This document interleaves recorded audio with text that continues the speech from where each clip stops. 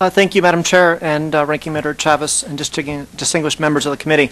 The topic before the committee is critically important to the future of business entrepreneurs in the wireless industry. I'm here today as a member of the Wireless Founders Coalition for Innovation, which is a group of seasoned industry entrepreneurs who have founded wireless companies who have generated billions of dollars of revenues and have generated thousands of jobs. Many of us are now working on our second, third, and sometimes our fourth wireless startups. Many of those are actually still in the garage stage. I personally have built my career as a serial entrepreneur with 27 years of experience in the high-tech industry, founding several companies including IMI, iAtlas, Hotels.com, and Partner Vision Ventures. Currently, I'm the founder, chairman, and chief strategy officer of TalkPlus, next-generation mobile software company which develops advanced calling services for small businesses. These features are very critical for some of the things coming up. Imagine if you had the ability to have a phone locally somewhere, and you can actually add a DC phone number onto your current phone right now. That's one of the types of services. So these types of innovations can flourish as a result of the upcoming spectrum auction because the FCC has wisely adopted the so-called open access conditions. Open access is a very familiar idea that applies to everywhere except for the wireless industry. Those who build and maintain our highways don't dictate the type of cars that we drive.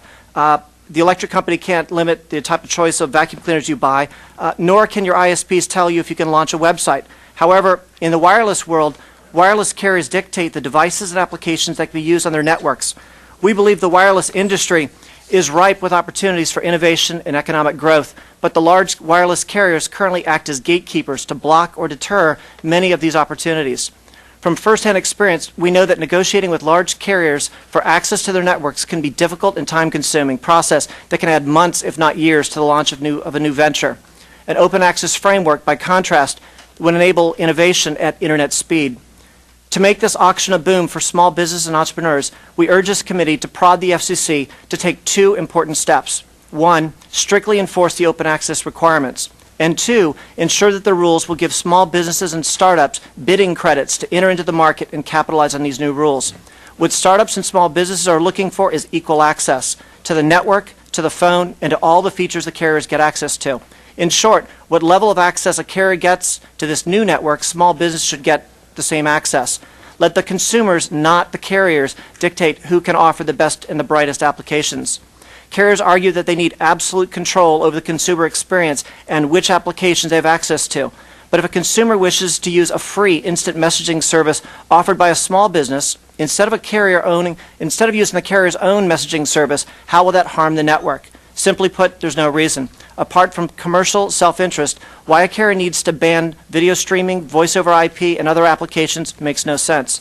The only devices and applications that should not be allowed are those that actually harm the network. Today's barriers significantly raise the cost and the risk of a startup and entrepreneur bringing a new mobile product or service to the market. The impact of this on American ingenuity is tragic. If you're a small business with a big idea, venture capitalists strongly urge you to target Europe and Asia before attempting to introduce your application in the United States. It's not because the other countries are more forward-thinking or their consumers are smarter or more tech-savvy. Now, it's because these countries give consumers more choices and drive sales and innovation. Wireless entrepreneurship could take a huge step forward in the U.S. if the United States was to be more like the public internet. What makes the internet so friendly from an entrepreneur's perspective is openness.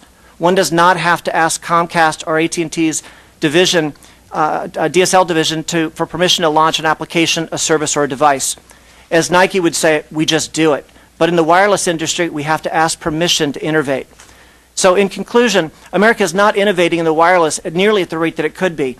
While all the ingredients for innovation, wireless broadband networks, IP network stacks, advanced multimedia devices are readily available in other countries, the U.S. incumbent operators are too hesitant to try a new recipe for change. The upcoming spectrum auction gives small businesses a chance to compete in the wireless world and offer consumers new and exciting services. The FCC has taken small steps in this direction, and I urge the committee to push the FCC to finish the job and enable small businesses to compete and innovate.